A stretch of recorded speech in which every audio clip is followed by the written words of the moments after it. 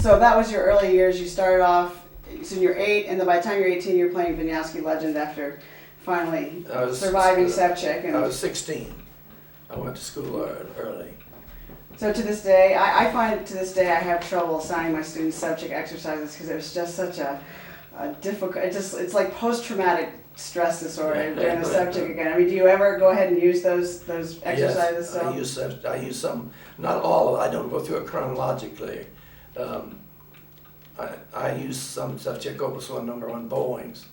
But it's interesting, after experiencing what Suzuki was doing, I cut back more drastically on etudes.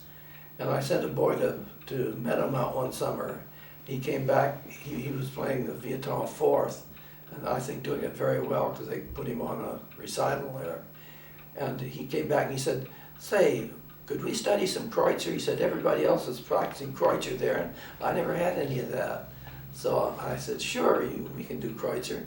And I found out that he could do a Kreutzer etude or Fiorello or Rota etude in about 1 week because he had the technique to do it. And he just needed to put his mind to it and learn it. When I did those etudes, I used to spend weeks and weeks and weeks on one etude till it was perfected. So I think we use the etudes too early in the process. So what do you think that I mean, obviously etudes are studies and you learn specific things from them.